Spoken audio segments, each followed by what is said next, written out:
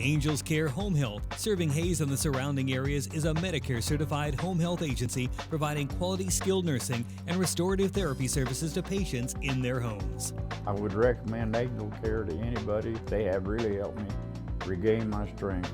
Angels Care is there to help 24 hours a day, and all services are covered 100% by Medicare for patients who are eligible. Angels Care Home Health.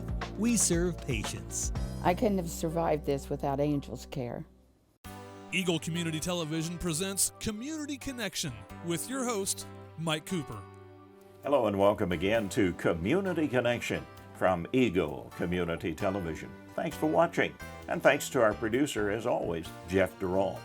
We're in the Provost's office, Sheridan Hall, on the campus of Fort Hays State University with Dr. Graham Glynn, the Fort Hays State Provost. And Dr. Glynn, we have to always begin with the duties of the Provost. What's a Provost and what do you do?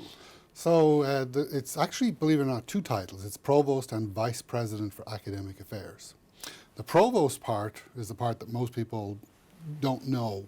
It actually, the history of the title is quite interesting. It came from the term jailer. Yeah. So I am the campus jailer. Now, but in reality, the easiest way to think about it is that the faculty report to department chairs. The department chairs report to the deans, and the deans all report to me. So I'm the chief academic officer in charge of the whole academic program, the research, all the faculty, all the activities related to faculty. And then on the vice president for academic affairs side, it's to do with sort of all the operational stuff, the quality enhancement, the faculty development, all those types of things that, you know, behind the scenes make a university run well. And really, they tie in together, don't they? Absolutely. Yeah. The other thing is that a provost is normally considered the second in command at a university. But we like to say it as first among equals. So we, you know, all the vice presidents work as a cooperative group together, supporting the president.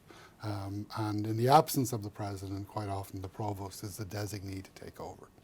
And as a president focuses, as Dr. Martin plans to do, on fundraising and more external operations, then I will take on more of the day-to-day operational management of the institution. Which frees her up then for other duties at the university. Yep.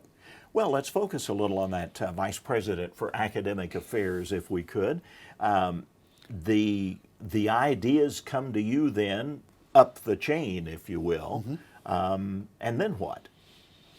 So, I mean, there's a lot of different ideas for new programs, new degrees, things like that. A lot of the curriculum is sort of under the management of the faculty. What my job is to sort of find the resources, appropriately distribute the resources. We can't offer every degree program on the planet. We don't have enough faculty, enough classrooms, enough facilities to do that. And plus we'd be competing with other institutions within the Kansas State border regions, you know, with the other Kansas institutions. So we have to manage carefully where we put our resources, put them where they're going to be the most benefit to the students, where they meet the demands, the needs of the community in terms of the type of graduates that are needed by employers, where there are graduate programs where the students would like to go, things like that. So there's a lot of market research that goes in behind a lot of these decisions about what degree programs we can offer.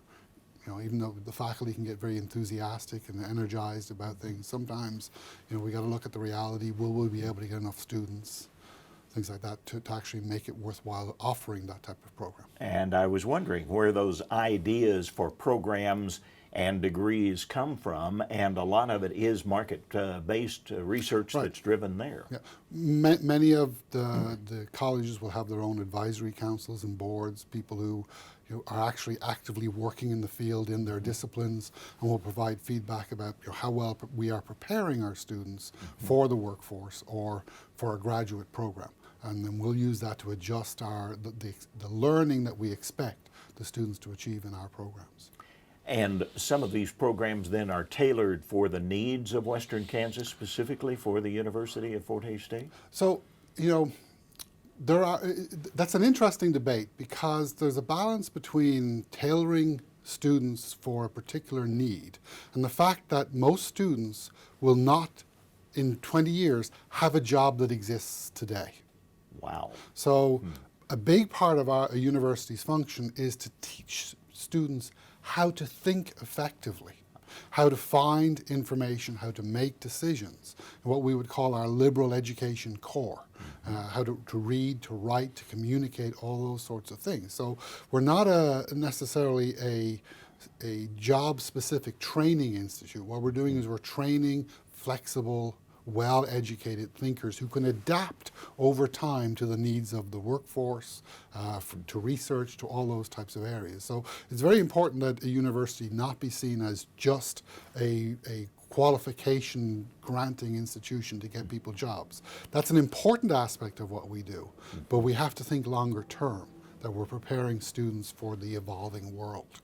And you're interested then in not only turning out nurses and biologists and engineers and physicists and such as that and chemists, but you're also wanting these people to be able to adapt to changes that will be coming in their lives then.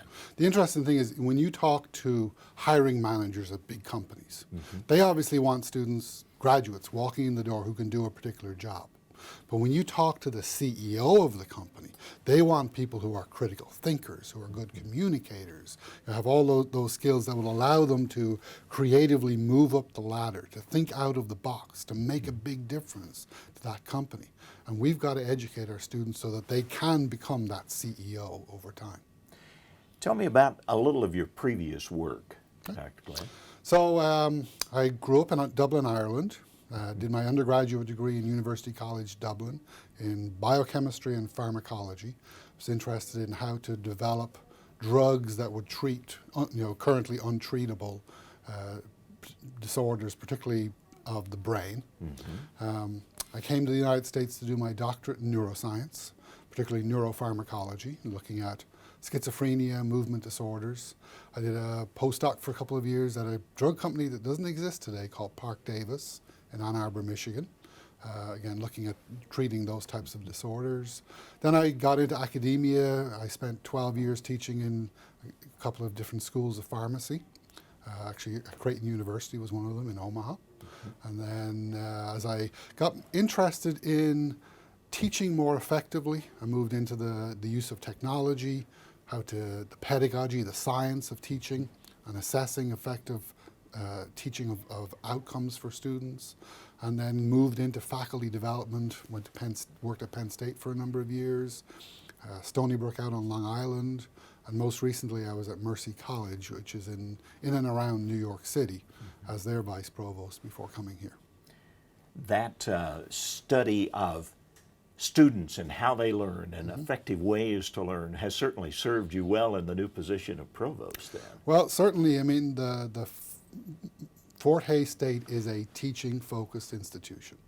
And I'm a real believer that the regional comprehensive universities, not necessarily the research focus, because at Penn State and Stony Brook, they were considered Research One, top of the class research institutions. And the focus of those institutions can become too much on the research, and they tend to forget about one of their core missions, and that's teaching, particularly undergraduates. So I'm a real believer that the best place for an undergraduate education is a place like Fort Hays, and that's why I chose to come here. Well, and you're going to fit in perfectly then, because that has been the emphasis of Fort Hays State in the teaching mode for as long as I can remember. Now, research is still very important. One of the things that I've learned, I had my own TV show on teaching and learning, so I've interviewed a lot of faculty about how to teach effectively and what impacts student learning. And it distills down to one thing, believe it or not, the ability of the faculty to generate interest in their topic in the student. Okay? Now, a big factor in that is how well educated the faculty member is, how engaged and excited he or she is in their field. And research is an important part of that ability to transmit that enthusiasm about their discipline to the student. So it's important that we have a component of research, so we expect some research from our faculty.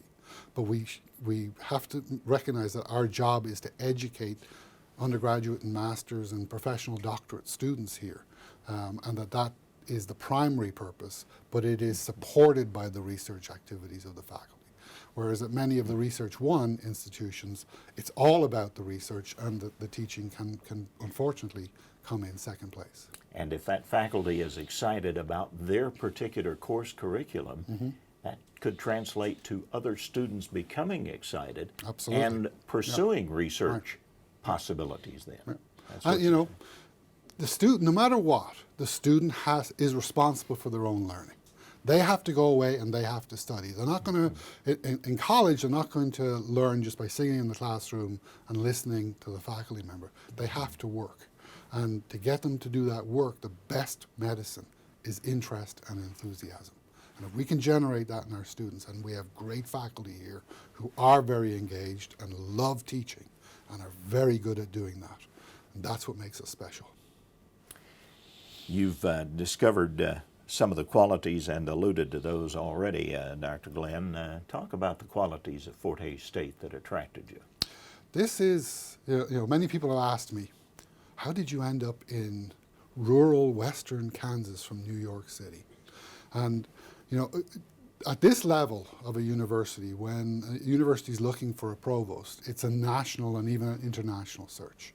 So there are certain places where if you're interested in being a provost, you know to go and look, and you read the profile about the institution. And I interviewed at many places, and I turned down offers at other places. I was stunned by this place. It's interesting. I think part of its strength is its geographical isolation. Many higher education institutions are moving towards using a lot of part-time faculty to teach their students. One of the challenges we have here is, to be honest, finding part-time faculty, because we're a relatively small town. What that means is that we have to hire full-time faculty to move them from wherever they're located to here to teach our courses. And we have a phenomenally high proportion of full-time faculty teaching all of our courses, which results, quite honestly, in a better learning experience for our students. So that high proportion of full-time faculty is one of our greatest strengths. And it's a result of our isolation, to be honest. The other thing is that this place is a phenomenal beacon of innovation and entrepreneurship. And again, probably because the population in western Kansas is declining, and the student enrollments were declining. And so the former leadership said, well, what can we do to maintain our enrollments and even grow them? And they were very entrepreneurial. So this institution is, about a third of our students are on campus, a third are online, a third are in China or in other countries. And that's a very, very unique and unusual profile. And I would say it's a predictive profile. As federal and state funding is decreasing for higher education institutions, to serve their students well, need to export and benefit from that export of our product, our education, so that we can better support our students in state. And if you look at this campus, it's a phenomenal campus. It's traditional old buildings, but they are all renovated inside and beautiful. We have a facility that's probably could house 10,000 students, and we have 5.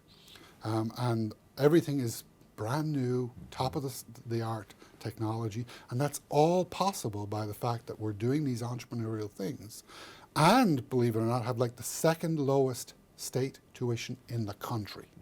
In the country. I'm not just talking Kansas.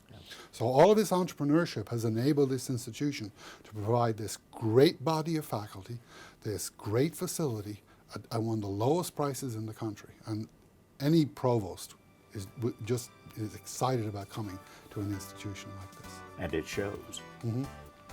Dr. Graham Glynn, from the Provost's office at Fort Hays State University, our Community Connection.